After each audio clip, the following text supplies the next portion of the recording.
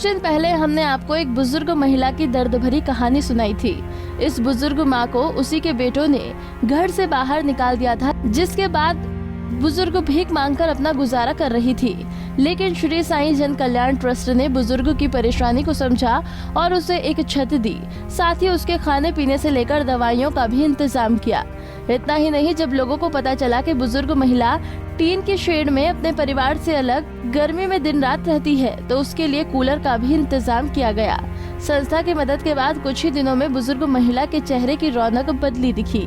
श्री साईं जन कल्याण ट्रस्ट के तत्वाधान में चल रही श्री साईं पिंगलवाड़ा सेवाश्रम संस्था द्वारा माता के दर्द की कहानी सुनकर उन्हें अपनी रोटी बैंक के रसोई में आश्रय दिया गया।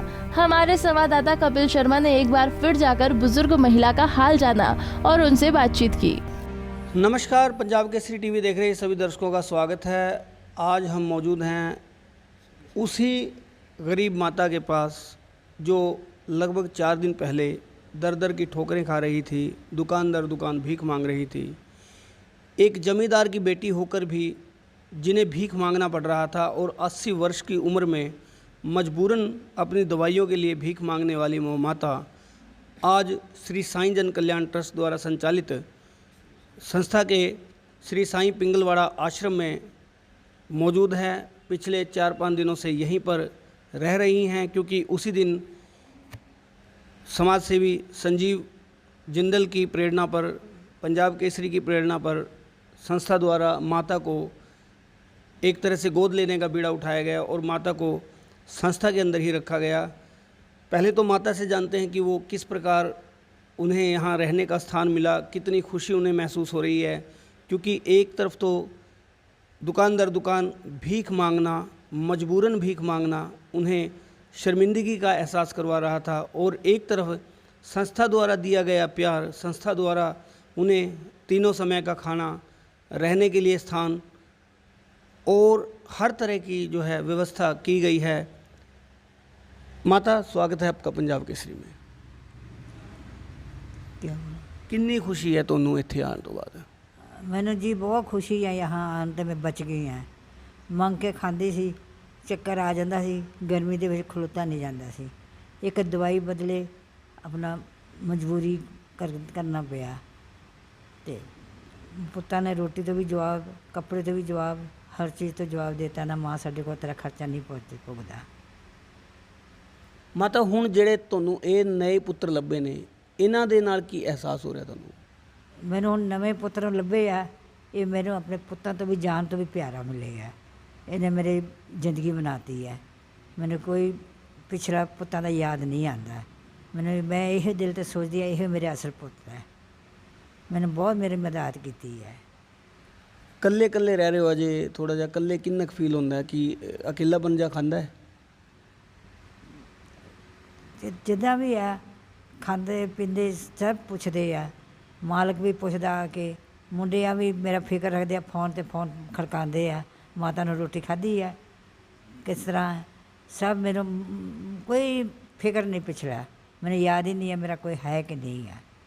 मैं बहुत खुश है यहाँ। जी शुक्रिया माता। कहते हैं नर सेवा नारायण सेवा। वाकई जो नर सेवा है वो नारायण सेवा है, इससे कम नहीं है। मैं एक संदेश भी देना चाहूँगा उन समाज सेवी संस्थाओं को जो अपने आप को बड़ा दिखाने के चक्कर में, जो अपने आप को बहुत ऊंचा दिखाने के चक्कर में पैसे को बेवजह बर्बाद करती हैं, पैसे को अपने दिखावे के लिए पानी की तरह बहा देती हैं, लेकिन ऐसे लोगों का सहारा नहीं बन पाती। ये जो कमरा है जहाँ ये माता रह रही हैं, संस्था बहुत बड़े स्तर की नहीं है, छोटी संस्था है, लेकिन संस्था ने बीड़ा उठाया है कि यहाँ 20-25 लोगों की रहने की जो व्यवस्था है वो संस्था करे, ताकि जो सड़कों पर फिरने वाले लोग हैं वो आराम से अपनी ज़िंदगी के अंतिम पलों को बिता सकें। संस्था की तरफ से नीटू जांगड़ा है। नीटू जांगड़ा, स्वागत है आपका पंजाब केसरी में। जी धन्यवाद कपिल जी। नीटू, क्या उद्देश्य लेकर चली हुई है संस्था? संस्था का कपिल जी यही उद्देश्य है कि हमारे समाज में जो भी मंदबुद्धि, बेसहारा या अपंग लोग हैं जिनका कोई सहारा नहीं होता, उनको आश्रय देना संस्था का प्रमुख उद्देश्य है।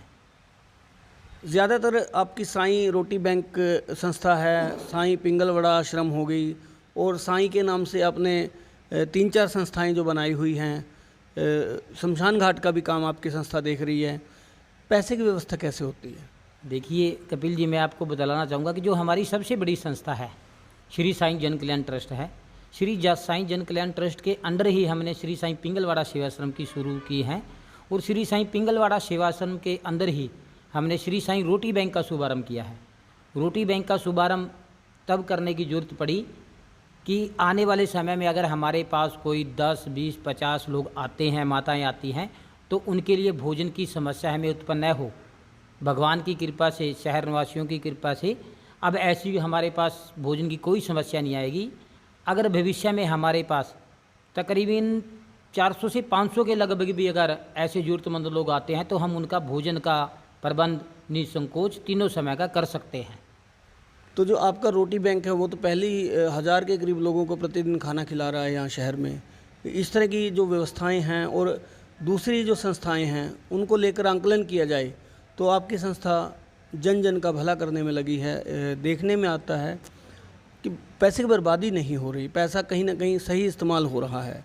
चाहे ये बुज़ुर्ग माता की रहने की व्यवस्था हो, चाहे लोगों के खाने पीने की व्यवस्था हो, मतलब कहीं लग नहीं रहा कि आप लोग एक दिखावे में लगे हैं। दिखावा नहीं दिख रहा इसमें। कपिल जी, संस्था का मुख्य उद्देश्य समाज सेवा है। हमारे जितने भी मेंबर हैं सभी अच्छे पढ़े लिखे व्यक्ति हैं, शहर के प्रतिष्ठित व्यक्ति हैं। हमारे गुरुजी हैं प्रोफेसर रामलाल वधवा जी, उनका एक ही उद्देश्य होता है और उन्होंने हमें बाकायदा कह भी रखा है कि सेवा करनी है तो बिल्कुल निस्वार्थ भाव से, दिखावा कुछ नहीं करना। दिखावे के लिए हम ये कार्य नहीं करते, हम सेवा करते हैं समाज सेवा के लिए, ताकि संस्था को देखकर और लोगों को भी प्रेरणा मिले कि ये संस्था जिस प्रकार की सेवा कर रही है उसी प्रकार की सेवा हमारी संस्था भी कर सके। रहा बात आपने जो सवाल पूछा है कि पैसों की व्यवस्था कहाँ से होती है, जो पैसों की व्यवस्था होती है रोटी बैंक के लिए, साईं पिंगलवाड़ा सेवाश्रम के लिए, तो जो संस्था के सदस्य हैं प्रति माह तकरीबन 500 से 1000 के लगभग मेंबर अपने मासिक चंदा देते हैं। उसके अलावा जो शहर के दानवीर सज्जन है, किसी के घर में जन्मदिन है, बर्थडे पार्टी है, बुजुर्गों की बरसी है, शादी की सालगिरह है, वो हमारे पास भोजन की सेवाएं बुक करवा देते हैं। मात्र 2100 रुपये की हमने सहयोग राशि रखी है। उसके अलावा जिस प्रकार से भक्तजन चाहते हैं कि हमें अच्छा भोजन बनवाना है, किसी ने खीर बनवानी है, हलवा पूरी बनवानी है, पनीर की सब्ज़ी बनवानी है, तो उसी प्रकार से वो सहयोग राशि देकर यहाँ पर भोजन की सेवाएं दे सकते हैं। वो जो भोजन की सेवाएं देते हैं वो अपने हाथों से आकर भोजन बांटते हैं ज़रूरतमंद लोगों को।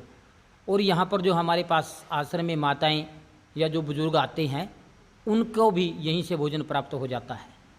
जी नीटू, भविष्य की क्या प्लानिंग्स हैं? जो गरीब लोग, जो असहाय लोग हैं, जो सड़कों पर भटकते हैं, ऐसे कितने के लोगों के लिए प्रबंध संस्था द्वारा किया जाएगा?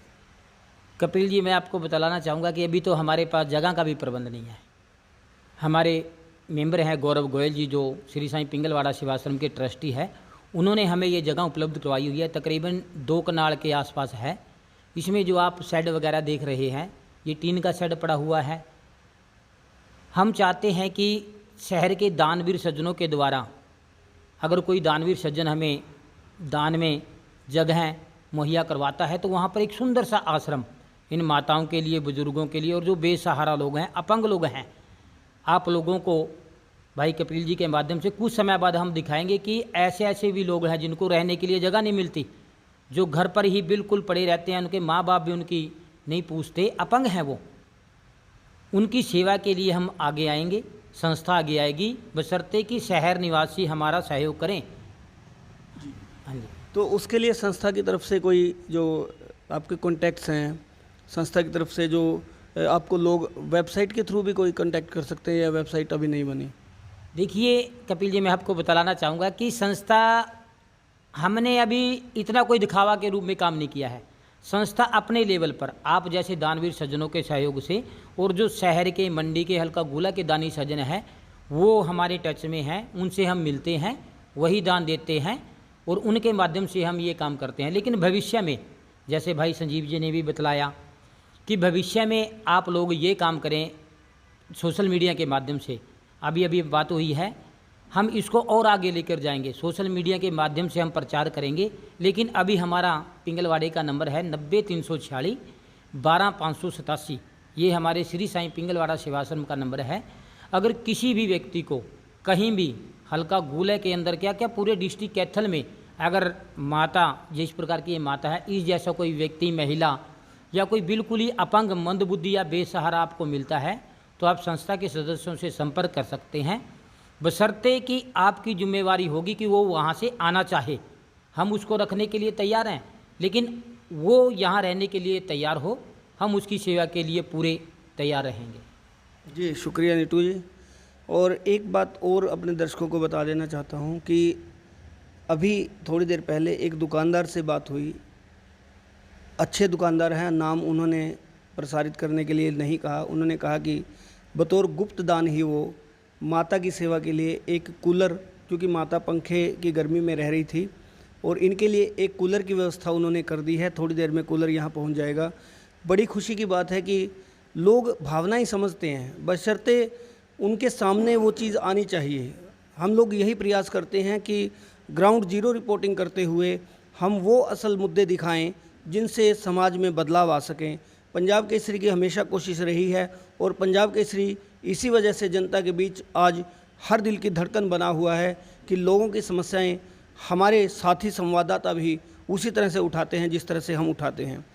समाज में बदलाव लाने के लिए हम कोशिश करते हैं कि किसी न किसी तरह से हर परेशान व्यक्ति, हर दुखी व्यक्ति एक आशय प्राप्त कर सके, रहने की व्यवस्था उसे प्राप्त हो सके, और भी उसकी कई तरह की दिक्कतें होती हैं, हम उनको सोल्व करने का प्रयास करते हैं। प्रशासन तक, सरकार तक वो समस्याएं उजागर करने का प्रयास करते हैं, और ऐसे में हमारे प्रयास सफल भी होते हैं, क्योंकि जनता का सहयोग पंजाब केसरी के साथ है और पंजाब केसरी हमेशा जनता के साथ खड़ा है। इसी तरह के इस मुद्दे पर जब हमें जानकारी संजीव जिंदल ने दी थी, दुकानदार संजीव जिंदल हैं, उन्होंने जानकारी दी थी, और आज संजीव जिंदल खुद माता के पास आए हुए हैं। हम भी बीच में आए हैं माता से जानकारी हासिल करने, और यहाँ माता आज बड़ी खुश हैं। सबसे बड़ी खुशी इनकी ये है कि इन्हें भीख मांगने जैसी बुरी आदत से छुटकारा मिल गया है। इस बात की खुशी माता ने बहुत जताई है, और वो कहती है अब वो बिल्कुल भी मांगना नहीं चाहती, ना ही उनका मांगने का कोई प्रयास है। संजीव, आप बताएं कि जो संस्थाएं पैसे को अथाह इधर उधर बर्बाद करती हैं, क्या उन्हें इस संस्था से प्रेरणा नहीं लेनी चाहिए? 5 स्टार होटल्स में मीटिंग होती है उन संस्थाओं की, भाई क्यों? अगर लोग दान कर रहे हैं, भगवान के नाम पर दान कर रहे हैं, तो क्या उस पैसे को इस तरह से बर्बाद किया जाना चाहिए? सबसे पहले तो कपिल जी, मैं धन्यवाद करता हूं आपका इस कवरेज के लिए, दोबारा माता जी के साथ मिलने के लिए और इस सब का पक्ष रखने के लिए। आपका सवाल बड़ा ही चिंतन का विषय है, बहुत अच्छी बात है और बहुत ज़रूरी बात भी है। हम देखते हैं अक्सर हमारे समाज में ना, धर्म तो बड़ा है लेकिन धर्म के नाम पे दिखावा भी बहुत बढ़ गया है।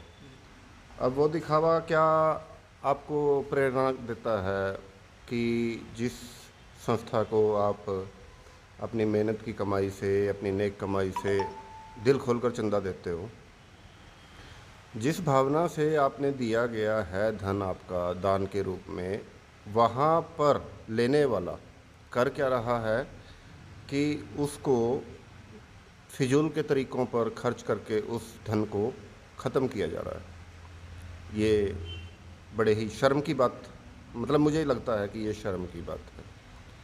अक्सर देखा है कि धार्मिक स्थलों पर भंडारे के लिए बहुत बड़े बड़े आयोजन किए जाते हैं। बड़े आयोजनों की ज़रूरत नहीं है, आयोजन करना गलत नहीं है, बड़े आडंबर करना गलत है।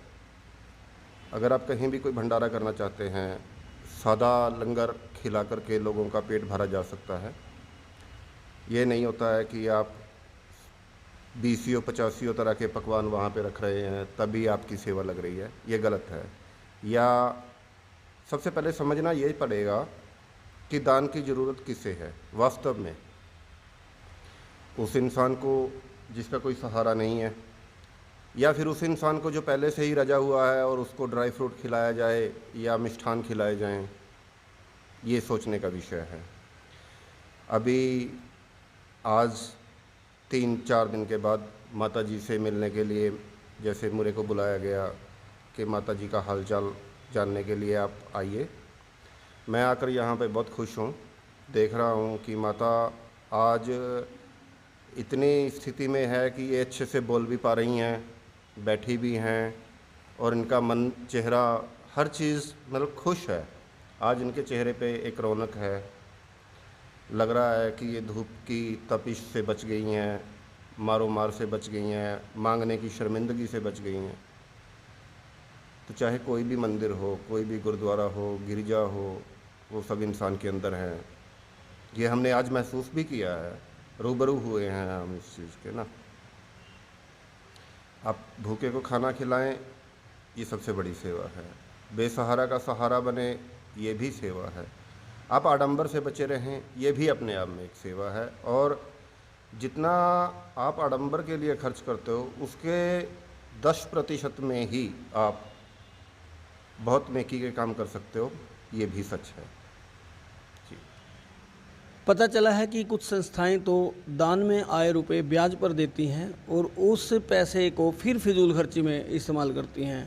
यहाँ बात आती है नर सेवा नारायण सेवा की। ये संस्था गरीब जरूर है। साईं जन कल्याण ट्रस्ट का जो हमने एक लक्ष्य देखा कि ये वाकई गरीबों की सेवा करना चाहते हैं और ये कर भी रहे हैं। भटकती हुई माता जो भीख मांगने को मजबूर थी, उन्हें लाकर इन्होंने सेवा शुरू की है और इनकी कोशिश है कि श्री साईं पिंगलवाड़ा आश्रम के ज़रिए और भी असहाय लोगों की सेवा करें और भी पीड़ित लोगों की सेवा करें। तो इस तरह की सेवाएं तो हर शहर में शुरू होनी चाहिए।